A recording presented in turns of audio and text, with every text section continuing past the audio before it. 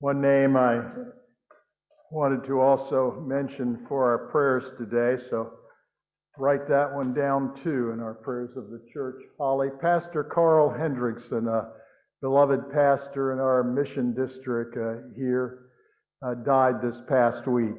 And his funeral service was held on Monday in Pittsburgh. His wife and family and many of us clergy gathering for pretty much all-day events as we shared together and entrusting Pastor Carl Hendrickson to the Lord. And so thank God for faithful pastors, for faithful people who serve our country as our vets in our church, and for faithful Christians who follow the way of Christ. Scripture assures us their future is secure. Now the peace of the Lord be with you. We come to the end of our liturgical year. And always at the end of our liturgical year that concludes next week with Christ the King Sunday for us, and then the first Sunday in Advent following, we come to end-time teaching, where we talk about the ending of life, whether it be through death, whether it be endings that come that prepare us for Christ's return, that we hear about as we will soon come to the Advent season of the church year. And we come to a part of the Bible that we always look at as we look at end times and last things, and talk about the church militant that's at work through the saints of God, the angels of God, through you, His faithful people in God's church, the church militant that is now battling the forces of darkness and evil, that the light that's come into the world may overcome the darkness that is also in the world. And so our gospel reading this Sunday, as we come to this very important liturgical time in our church calendar of concluding the teaching of this year's scripture and move to another gospel soon, we come to what's called apocalyptic scripture. Apocalyptic writing is different than most writing. It is about end times, the end of things, and about Christ's second coming.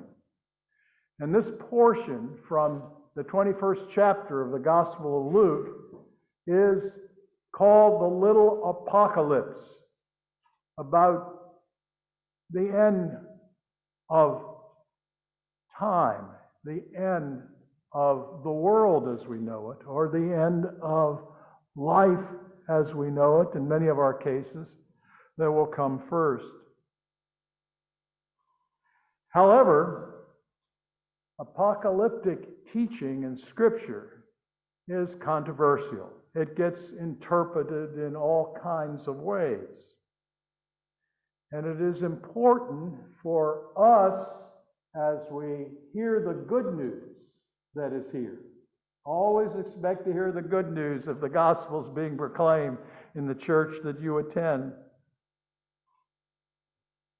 Apocalyptic teaching is not so much about the destruction and the evil that is about us that will come at end times, as it is about unveiling. So the word apocalyptic scripture and apocalyptic writing is about taking away the veil. That what we haven't been able to see, we are now able to see because of the death and the resurrection of Jesus. And what is revealed is that, yes, the end of our world is coming, will come one day. But it's not so much as sometimes it's made out to be about what wars or what climate change or what nuclear holocaust threats or what evil world leaders will be the signs of the end times and the return of Christ. In fact, these very scriptures tell us that only God knows when that time will be. And Jesus says, don't listen to them, always have these timetables that only God in Christ knows. Apocalyptic scripture, even as it speaks about the reality that the end will come to the world one day as we know it by God's intention, is more importantly about the unveiling, to see a part of God's presence in our lives right now that makes a difference in how we're able to live and how we're able to be good news people rather than wringing our hands, always being judgmental, anxious, bad news people, so to speak, because there's enough bad news, it's pretty easy to do that, right? Rather than being about predicting when Christ will return and this physical world will end, it's about how to live when the foundations of the present world in which we're living in right now are being shaken.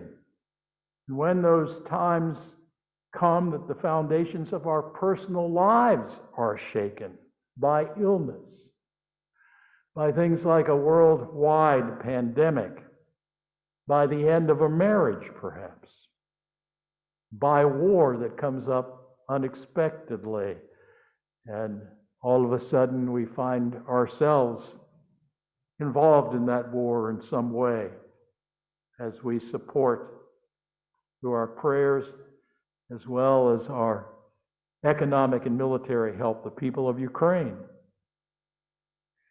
It's sometimes aging issues, sometimes divisions in our family that occur.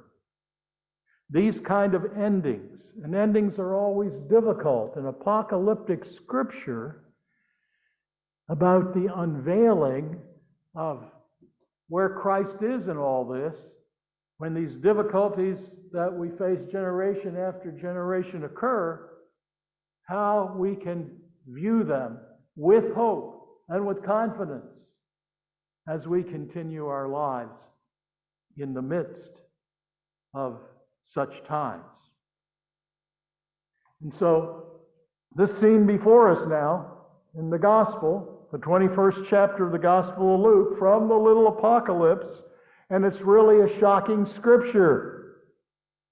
That is, if you put yourself in the shoes of the people who are hearing it for the first time, and if you hear it rightly as an unveiling of God to be of help to you and to us in the present time.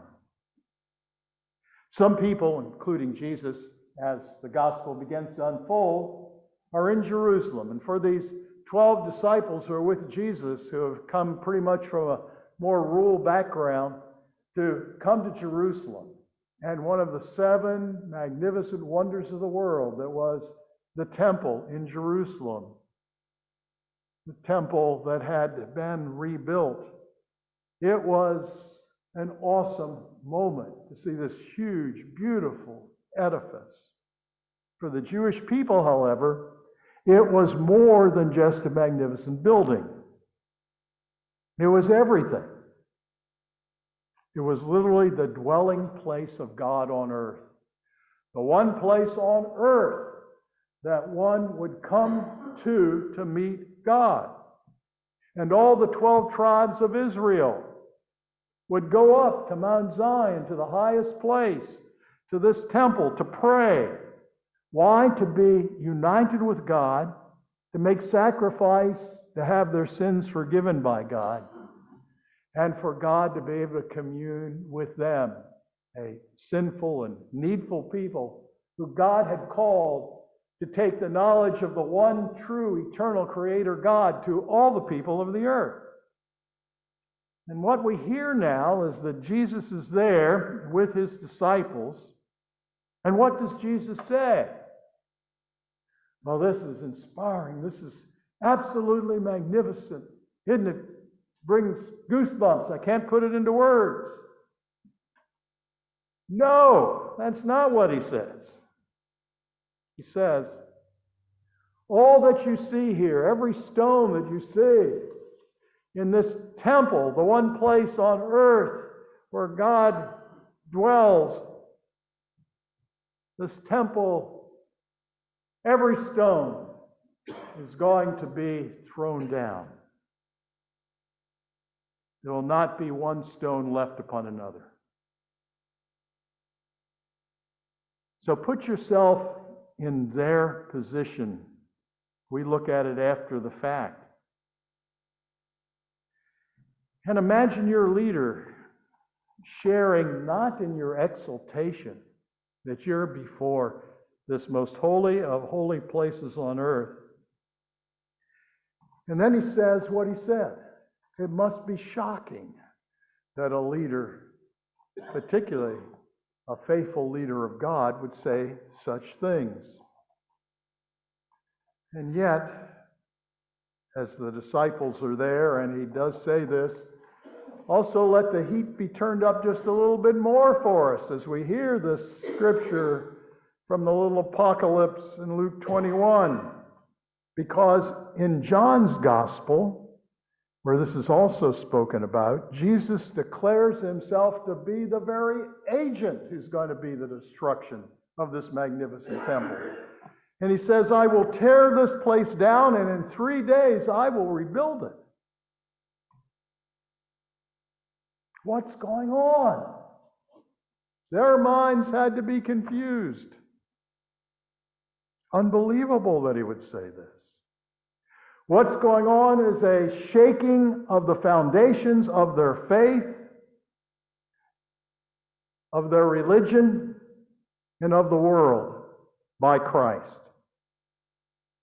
It's not unlike what happened for St. Paul, okay, to put it in a personal way, when St. Paul is blinded on the Damascus Road, he'd given his complete devotion and allegiance to Judaism, and now he's struck down and blinded until Ananias comes to him and he hears the voice of Christ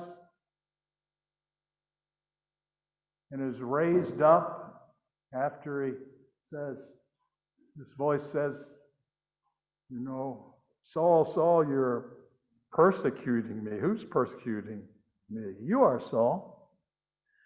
And when our foundations are shaken because we have sometimes put our confidence in the wrong foundations that we're building upon, that happens in our lives too.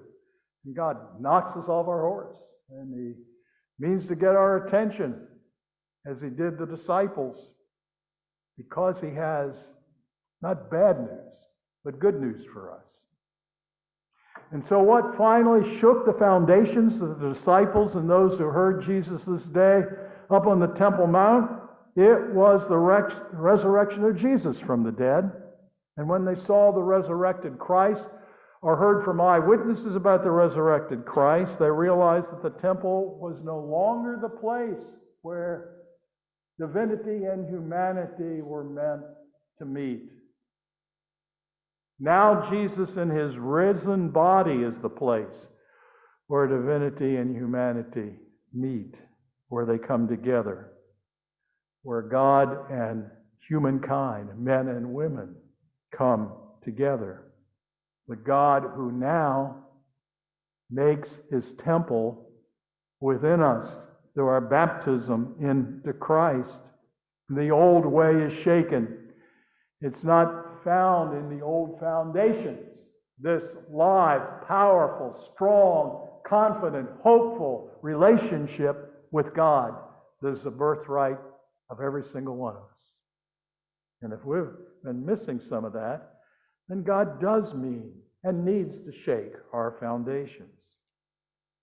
It's the risen Christ who's now the place that we go to find our instruction, both to have a moral society as well as dignity and relationships with one another and with our neighbors, how we treat our enemies and how we're to love our wives and our husbands and our children, whether we always agree with them or not, or they with us. The risen Christ is the one who we go to find healing spiritually and physically. The one that we go to find peace in our souls, that even the best help books and gurus of the time can't really bring to us? To find what has been veiled to us is now meant to be unveiled, so we are filled with good news as hopeful people. It's what's inside that counts. It's one's relationship with Jesus that counts. All other foundations aren't going to hold up. It's like, in a very, I want to say, practical way now, kind of like what occurred back in the 1960s. There were more church-friendly times than the times are today. And so a churchgoer wrote a letter to the editor of a local newspaper, when newspapers included letters from Christians and church folks. And this churchgoer wrote in his letter to be published in the paper that it made no sense to go to church every Sunday. I've gone to church, the writer said, for 30 years now, and in that time I've heard something like 3,000 sermons. But for the life of me, I can't remember any single sermon that I heard. So I think I'm wasting my time going to church, and the pastors are wasting their time in giving all these sermons. And this started a controversy that the newspaper loved because they got all kinds of reaction coming in. And then someone wrote this clincher in their response, in their letter to the editor. I've been married for 30-some years now. And in that time, my wife has cooked me 32,400 meals, I estimate. But for the life of me, I can't recall the entire menu for any one single meal. But I do know this: they all nourished me, gave me strength. Many of them were cooked with love and with a lot of effort. They gave me the strength and energy that I needed to do my work. If my wife had not given me these meals, I would be physically dead today. Likewise, if I'd not gone to church for nourishment, I would be spiritually dead today. To meet God where God is now. You don't go out there to try to find that hope out there. The foundations that are shaken, that aren't going to hold up, but for only a temporary period of time. You put a plan in place as God's invited us to meet Him as we call out in an active prayer life, Abba, Father. In hearing the Scripture read each week, that's more than just a talk, it's a living word from Christ. If the pastor has been a faithful servant of God to seek what Christ wanted her or him to say to the congregation he's preaching to that week. If one is to experience what this Scripture is about today, then one not only realizes that God's abiding presence is to be found in a foundation for each of our lives to build upon that's not going to fade. You know how it is with athletes? I was an athlete once, never a great star, but an athlete, like a number of you. When you're on top, everybody acclaims you. Boy, as soon as you retire, it kind of happens sometimes to pastors too, or famous Hollywood people, or famous athletes. Kind of everybody forgets about you because they go on to the next celebrity, the next hero, the next whoever it might be. If you build your sense of identity around who you are as an athlete or as a commodity on television, as a newscaster, as a pastor too, for that matter, around the wrong thing, the wrong foundation, that's not going to last. You're not going to really find significance. Build upon the foundation that you're significant. Your life Your power today, your nourishment will be found every day. Amidst the shocks and tragedies that are around each of our lives, because we're honest, we live in a world where it's just around the corner, life's uncertainties for each of us. If we stay firmly focused upon and connected to the inner reality of Christ in all things, we will stand no matter what happens to us and no matter what happens around us. This is the truth that is being unveiled to the faithful in the apocalyptic biblical scriptures. And this weekend, Jesus warns his disciples, and you know who those disciples are? That's you. That's you. That's you. That's you. And that's me. He tells you, us, that there are tough and stormy times ahead. Not unlike as they were for the early church. They'll be there for all who follow him. In fact, it'll be tougher for those who follow him than for those who build their foundations upon the popular culture. But in the midst of this, he still offers to us a hope as well as a warning. He rightly predicted that there would be wars and natural disasters, many which would shake the foundations of society and frighten many. But he calls us to remain resolute and focused on the gospel. In all of this, he says, don't be anxious. Don't be thrown by the tumult around you. And Paul, if you heard the epistle reading today from 2 Thessalonians, he's speaking about the same thing. He tells the people, as you are waiting the end coming and are waiting for Christ to return, don't just sit there. Keep working diligently without hesitation. Keep witnessing the truth of my message. And Jesus, he says, in this unveiling to the disciples, I will be faithful to you, even if following me causes persecution.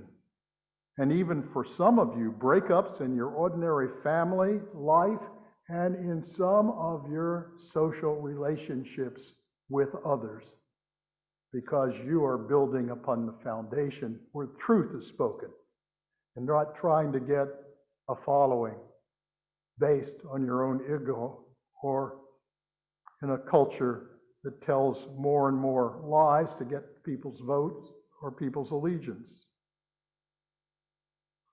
Jesus isn't so much talking about the destruction of a building when we come to this scripture. But he's asking us, what are you putting all your hopes and dreams into? Because there will be a time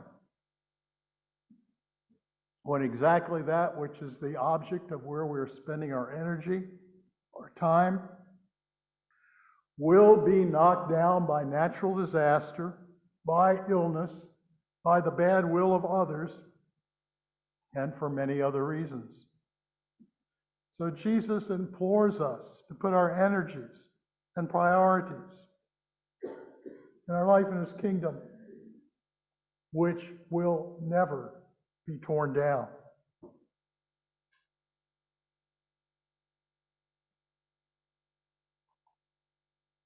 The reason the early Christians were able to endure their persecutions, some of them even put to death, because they kept on witnessing and living faithfully, was because they knew Jesus. They truly trusted that God had made his temple within them so they could have daily relationship and communion with the God who has created all, with the God who is eternal, with the God who loves us, no matter our warts or our problems. The foundations of this world have been shaken by the resurrection of Jesus, and it is not the same.